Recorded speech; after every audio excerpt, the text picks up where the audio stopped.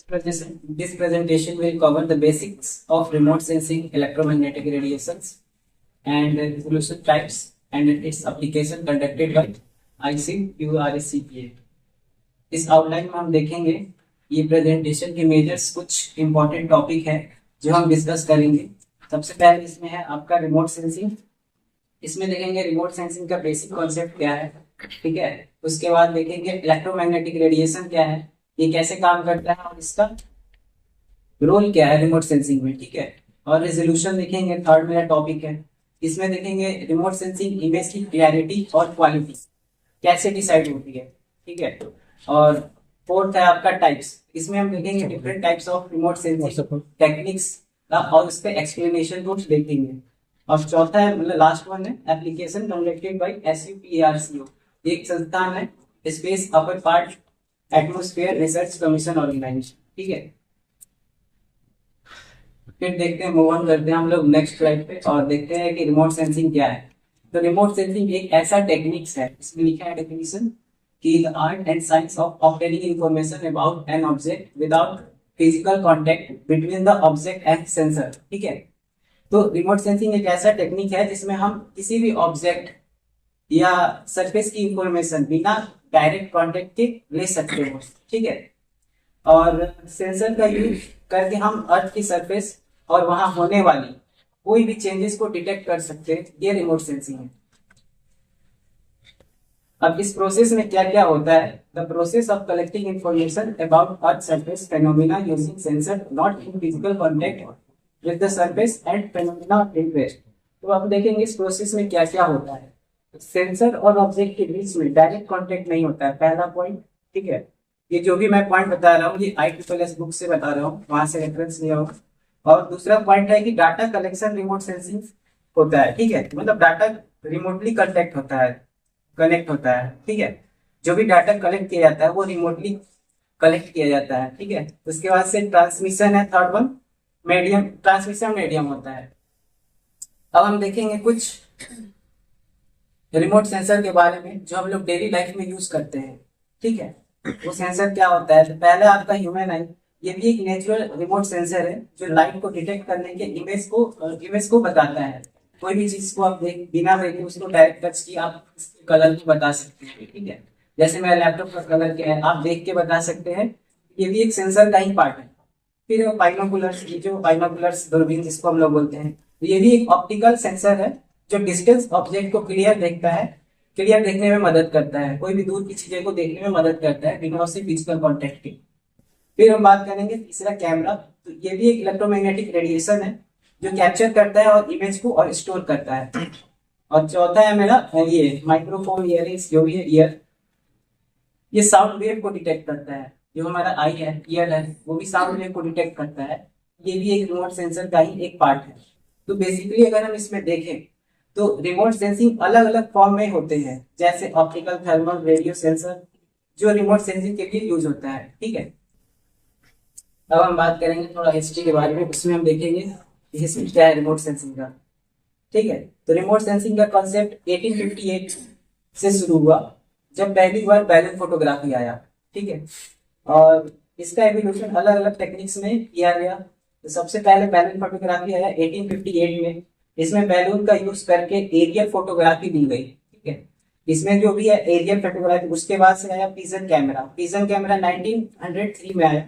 इसमें क्या होता है कि कबूतरों के गले में छोटी सी कैमरा लगा दी जाती थी और उससे एरियल फोटोग्राफी ली जाती थी। ये जो भी इमेज है यहाँ पे आई होप सो आप लोगों को दिख रहा होगा, ये सब एरियल मतलब पिजन कैमरा से लिया हुआ है, ठीक है।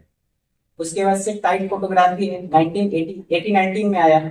इसमें पतंग जो होते हैं फ्लाइट हम लोग जो उड़ाते हैं, ठीक है, उस टाइप का एक है कैमरा। उसमें क्या होता है, उसमें कैमरा लगा के हम लोग एरियल फोटोग्राफी लिया करते थे। फिर आया एयरक्राफ्ट WW1 और WW2, मतलब वर्ल्ड वार 1 और वर्ल्ड वार 2, ठीक है। वर्ल्ड वार के टाइम पे एयरक्राफ्ट से सर्विलेंस में और मैपिंग के लिए इसमें हेल्पफुल हुआ। और चौथा लास्ट वन स्पेस 1947। इसमें पहली बार सैटेलाइट और स्पेस से रिमोट सेंसर का यूज किया गया सेंसिंग के लिए, ठीक है। अब देखेंगे हम रिमोट सेंसिंग साइकिल क्या है, ठीक है। रिमोट सेंसिंग एक प्रोसेस है जो 3 मेजर स्टेप पे आपका कंप्लीट होता है।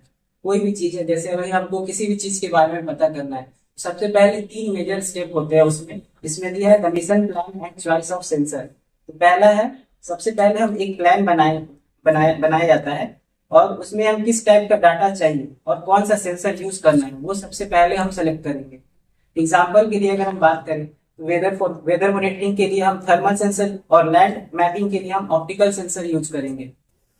और दूसरा है आपका reception, recording and processing of single data. ठीक है, इसमें क्या होता है कि सेंसर से सिग्नल रिसीव होते हैं, उनका रिकॉर्डेड जो भी डाटा होता है और फिर उसको प्रोसेस किया जाता है।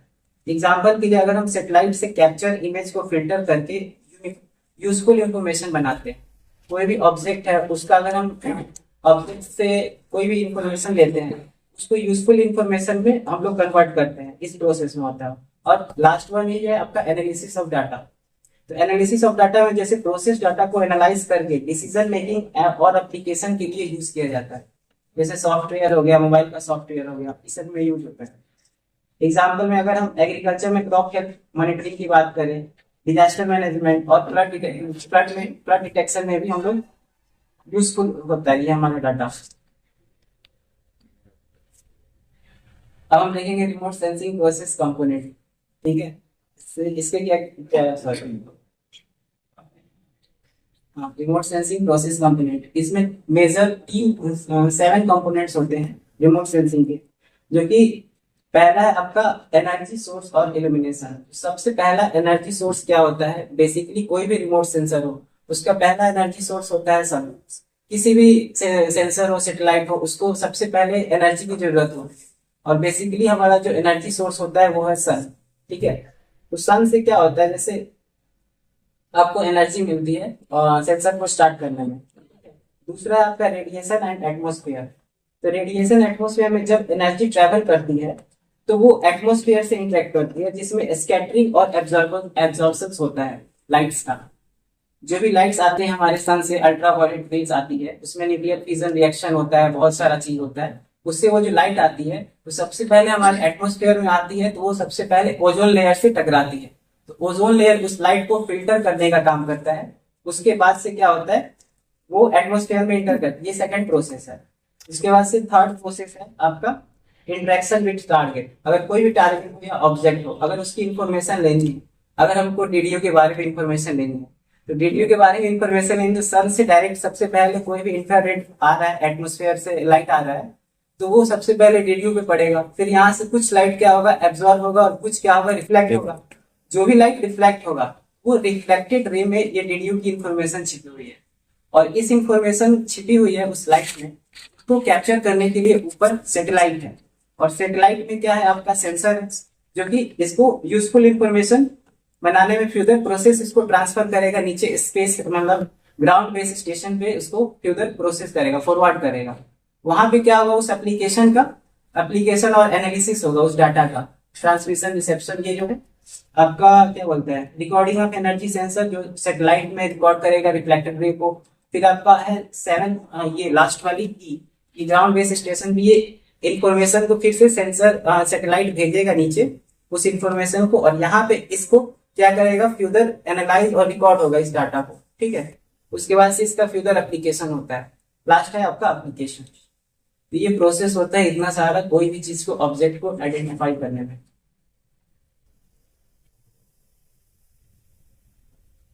अब इलेक्ट्रोमैग्नेटिक स्पेक्ट्रम क्या है।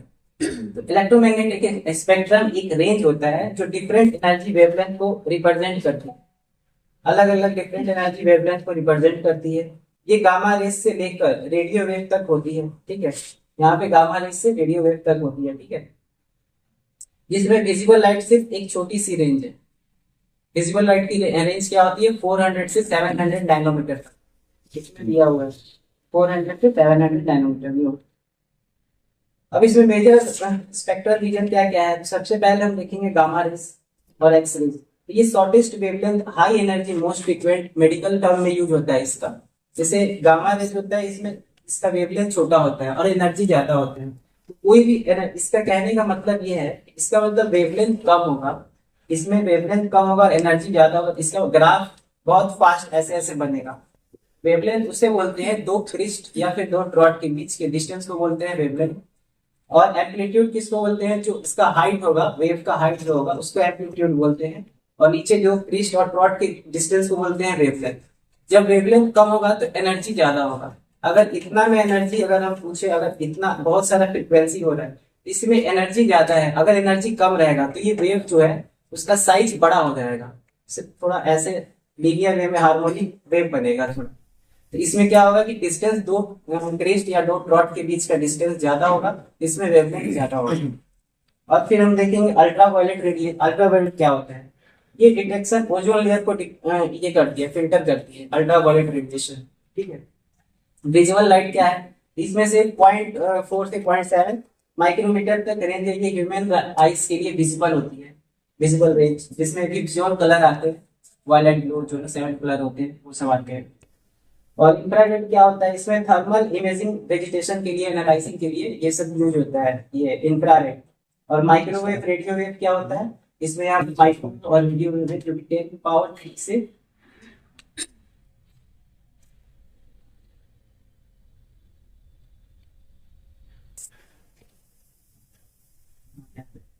इसमें माइक्रोवेव और रेडियो वेव है। ठीक है। इसमें इसका यूज वेदर फोरकास्टिंग के लिए होता है।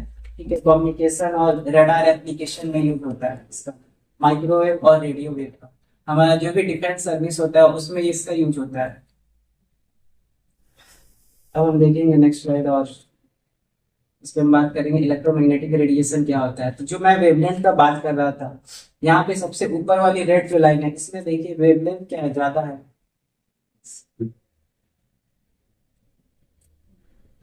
इसमें वेवलेंथ क्या है, ज्यादा है। और सबसे नीचे वाली लाइन जो है ब्लू वाली, इसमें क्या है, एनर्जी ज्यादा है। एनर्जी ज्यादा है तो वेवलेंथ क्या है, इसमें छोटा है, शॉर्टर वेवलेंथ है। ठीक है। तो इलेक्ट्रोमैग्नेटिक रेडिएशन क्या होता है, एक तरह की एनर्जी है जो वेव के फॉर्म में क्या करती है, ट्रैवल करती है। ये वेवलेंथ और फ्रीक्वेंसी के बेसिस पे क्लासिफाई होती है। ठीक है। अब इसमें दो टाइप्स ऑफ हम देखेंगे इलेक्ट्रोमैग्नेटिक रेडिएशन। तो सबसे पहले एक लॉन्ग वेवलेंथ होता है जिसमें फ्रीक्वेंसी क्या होती है, लो होती है। जिसमें लॉन्ग वेवलेंथ होगा उसमें फ्रीक्वेंसी लो होगी। फ्रीक्वेंसी का मतलब होता है कि एक वेव में कितनी बार एम्पलीट्यूड कितना है आपका। ठीक है। कितने बार वो अप डाउन कर रहा है एक कंप्लीट वेव में, उसको बोलेंगे फ्रीक्वेंसी। मतलब एग्जाम्पल के लिए लॉन्ग वेवलेंथ है तो इसका यूज कहाँ होता है, रेडियो वेव में होता है। कम्युनिकेशन जो दूर के संचार होते हैं उसमें, माइक्रोवेव हो गया, ठीक है, रडार सिस्टम में हो गया, ये लॉन्ग वेवलेंथ है। यानी कि लॉन्ग वेवलेंथ है तो इसमें क्या होगा, एनर्जी कम होगा। और उसके बाद से मीडियम वेवलेंथ की अगर हम बात करें तो इसमें आता है इंफ्रारेड और विजिबल। इसमें वेदर फोरकास्टिंग के लिए यूज होता है ये इंफ्रारेड, और वेजिटेशन मॉनिटरिंग के लिए होता है। उसके बाद से हम बात करेंगे शॉर्ट वेवलेंथ, जो नीचे वाली ब्लू लाइन है, उसमें क्या होता है, हाई फ्रीक्वेंसी होता है। ये अल्ट्रा वायलेट एक्सरे, जो भी हम लोग एक्सरे कराते हैं उसके लिए यूज होता है।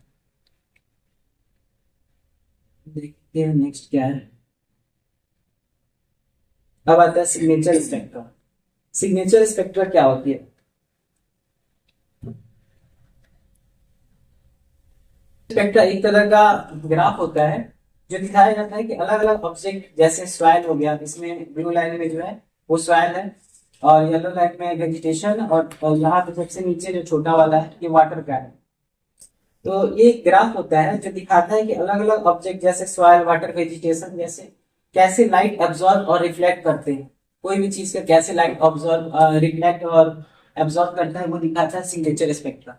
कि अगर आपको यहाँ पे व्हाइट बोर्ड है, कैसे पता चलेगा सेंसर पे यहाँ व्हाइट बोर्ड, सिग्नेचर स्पेक्ट्रा यही दिखाता है, सेंसर का यही काम करता है। ये दिखाता है कि यहाँ पे व्हाइट बोर्ड है या नहीं है। सिग्नेचर स्पेक्ट्रा बेसिकली यही काम होता है। ठीक है।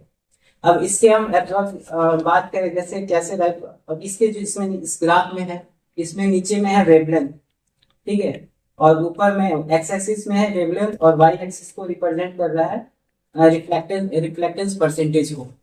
ठीक है।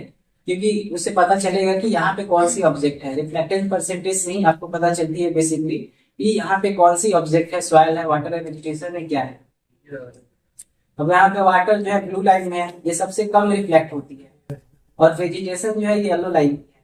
तो ये नियर इंफ्रारेड रेंज में हाई रिफ्लेक्टेंस होती है NIR में। और सॉइल जो होता है वो ग्रीन कलर, ग्रीन लाइन में जो मॉडरेट हो रहा है ऊपर वाली, ये मॉडरेटली रिफ्लेक्ट होता है। अब फिर हम देखेंगे फंडामेंटल कुछ टर्म्स, रेजोल्यूशन क्या होते हैं। तो रेजोल्यूशन का मतलब होता है कि एक रिमोट सेंसिंग सिस्टम कितनी डिटेल कैप्चर कर सकते हैं, ठीक है, कितना डिटेल, रेजोल्यूशन उसी को बोलते हैं। इसके चार टाइप्स के होते हैं। पहला है स्पेटियल, स्पेक्ट्रल, टेम्पोरल और रेडियोमेट्रिक। स्पेटियल क्या होता है? स्पेटियल ये वो होता है जैसे पिक्सल साइज और एरिया कवर करता है स्पेटियल, और स्पेक्ट्रल होता है कितने बैंड्स डिटेक्ट कर सकते हैं, नंबर ऑफ बैंड्स को डिटेक्ट करता है स्पेक्ट्रल। और टेम्पोरल रेजोल्यूशन क्या होती है? ये होती है कितनी बार एक जगह से इमेज कैप्चर किया जा सकता है, वो होता है टेम्पोरल रेजोल्यूशन। और रेडियोमेट्रिक रेजोल्यूशन क्या होती है कि कितनी छोटी ब्राइटनेस डिफरेंस डिटेक्ट कर सकता है, वो होता है आपका रेडियोमेट्रिक रेजोल्यूशन। अब आता है स्पेक्ट्रल रेजोल्यूशन क्या है। स्पेक्ट्रल रेजोल्यूशन का मतलब वही है कि एक पिक्सल कितनी जमीन को कवर कर रहा है, जैसे कैप्चर कर रहा है कोई भी सेटेलाइट, कितने इमेज को कैप्चर कर रहा है, कितने जगह को कैप्चर कर रहा है, वो है आपका स्पेक्ट्रल रेजोल्यूशन। अगर एक पिक्सल बड़ा एरिया कवर करेगा तो उसमें क्या होगा? लो स्पेक्ट्रल रेजोल्यूशन होगा। कोई भी चीज अगर हम गूगल अर्थ पे देखते हैं, जूम आउट करते हैं, तो उसमें क्या ब्लरनेस आ जाती है, क्लियरिटी नहीं आती है पिक्सल में।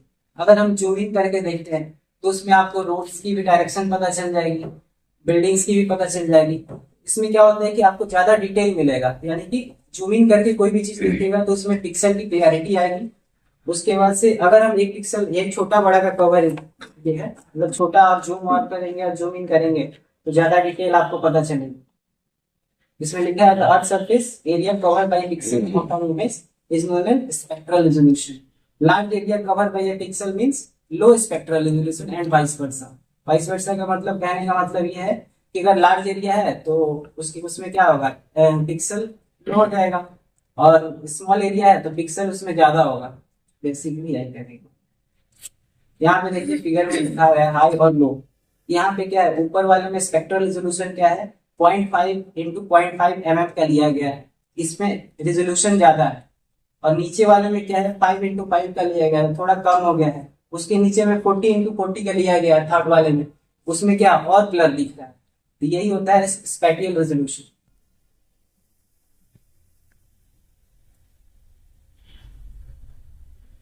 अब आता है स्पेक्ट्रल रेजोल्यूशन क्या होता है। स्पेक्ट्रल रेजोल्यूशन का मतलब होता है कि एक सेंसर लाइट के अलग अलग बैंड्स को कितनी डिटेल से अलग अलग दिखा सकता है, ठीक है। बैंड्स को बेसिकली ये दिखाता है कि कितने बैंड्स, ज्यादा बैंड्स होंगे उसको हाइपर स्पेक्ट्रल बोलते हैं, अगर कम बैंड्स होंगे उसको मल्टी स्पेक्ट्रल बोलते हैं। दो तरह का ये भी होता है। हाई स्पेक्ट्रल रेजोल्यूशन बेहतर ऑब्जेक्ट आइडेंटिफिकेशन के लिए होता है, और लो स्पेक्ट्रल मतलब लो बैंड स्पेक्ट्रल जो होता है वो लो स्पेक्ट्रल, तो कम डिटेल में उसमें मिलती है। यहाँ पे हम कुछ क्लियर से समझेंगे। ये है मल्टी और हाइपर, इसमें बैंड्स राइट साइड में बैंड्स ज्यादा है, ठीक है। ये हाइपर स्पेक्ट्रल है, और मल्टी स्पेक्ट्रल ये फर्स्ट वाली है, लेफ्ट साइड वाली। लेफ्ट साइड वाली में इसमें बैंड्स आपको दिख रही है क्लियरली, ठीक है। तो ज्यादा बैंड्स होगा तो hyper spectral, high spectral resolution होगा, बेहतर आपको क्या मिलेगा, ऑब्जेक्ट का आइडेंटिफिकेशन होगा। और कम बैंड्स होगा तो उसको मल्टी स्पेक्ट्रल बोलेंगे, जिसमें लो स्पेक्ट्रल रेजोल्यूशन होगा और कम डिटेल मिलेगी आपको कोई भी ऑब्जेक्ट की।